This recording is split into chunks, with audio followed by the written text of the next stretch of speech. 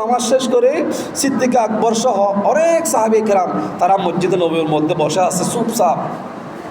আল্লাহ রাসূল সাল্লাল্লাহু আলাইহি ওয়াসাল্লাম তাদের থেকে প্রশ্ন করলেন, তোমাদের মধ্যে এমন কেউ আছো কি যিনি আজকে কোনো একজন অনাহারিত ব্যক্তিকে, যিনি একজন অনাহার ব্যক্তিকে বা খাবার খায়নি এরকম ব্যক্তিকে আহার দিয়েছো?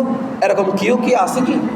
উমর ফারুক রাদিয়াল্লাহু তাআলা বলতেছে, ইয়া রাসূলুল্লাহ, হযরত বেলাল রাদিয়াল্লাহু তাআলা যখন আযান দিলেন আমরা মসজিদ নববীর মধ্যে নামাজ পড়ার জন্য আসলাম। এখানে কোনো একজন ব্যক্তি খাবার খাই নাই, এখন আমরা নামাজও পড়ি নাই, কীভাবে খাবার দিব? নামাজ শেষ করে না মানুষ কোথায় আছে কী নাই আমরা দেখবো। এখন নামাজের আগে আমরা তো কাউকে খাবার দিতে পারি নাই, সরাসরি মসজিদ নববীর মধ্যে এসেছি।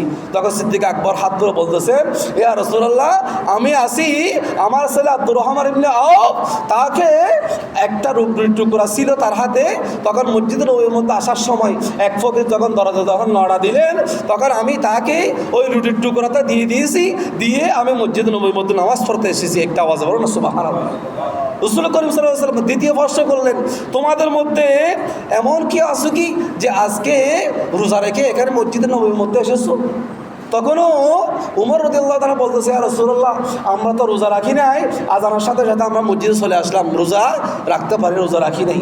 তখন সিদ্দিক আকবর হাত তুলে বলতেছে, ইয়া রাসূলুল্লাহ, আমি আসছি, আমি রোজা রেখেছি রাতে, আমি নিয়ত করেছি রোজা রাখবো বলে, আমি সুবহ সাদিকের সাথে সাথে আমি রোজা রেখে মসজিদের নববীর মধ্যে এসেছি। একটা আওয়াজ বলুন না সুবহানাল্লাহ।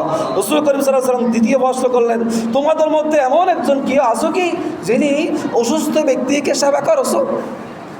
তখন উমর রাদিয়াল্লাহু তাআলা বলতেছে, ইয়া রাসূলুল্লাহ, আমরা মসজিদের মধ্যে আসলাম সরাসরি, এখানে তো অসুস্থ ব্যক্তি দেখি নাই, এখনও ফজর হয় নাই বা ফজর হওয়ার পর অসুস্থ ব্যক্তিকে আমরা দেখব, সুস্থ করার জন্য বা সেবা করার জন্য যাব।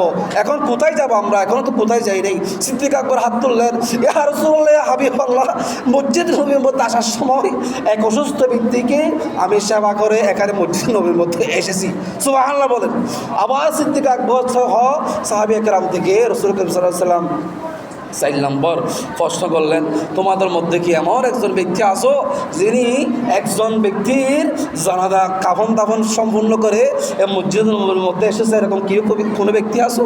তখন সাহাবী কেরাম চুপচাপ, কেউ কোনো কথা নাই, লাজবাব।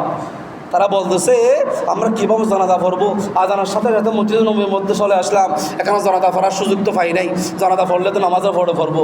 সিদ্দিক আকবর হাত তুলে বলে, ইয়া রাসূলুল্লাহ, ইয়া হাবিবাল্লাহ, আমি একজন ব্যক্তি মারা গিয়েছে, ওই ব্যক্তির জানাজা দাফন সম্পূর্ণ করে আমি মসজিদ নববীর মধ্যে এসেছি। একটা আওয়াজ বলুন না সুবহানাল্লাহ। আল্লাহ রাসূল সাল্লাল্লাহু আলাইহি ওয়াসাল্লাম বলে, খোদা কি কসম, এই কাজগুলা, এই আমলগুলা শুনো, আমার উম্মতের মধ্যে কোনো ব্যক্তির মধ্যে যদি এই আমলগুলা যদি তাকে আমি রাসূল বলতেছি তার স্থান হবে জান্নাত। একটা আওয়াজ বলুন না সুবহানাল্লাহ। হে আবু বকর, আমি তোমাকে ঘোষণা করলাম, এই মজলিসের মধ্যে তোমাকে ঘোষণা করলাম, তোমার স্থান, তোমাকে আমি জান্নাতের টুকরা বানিয়ে দিলাম। একটা আওয়াজ বলুন না সুবহানাল্লাহ। আর তোমার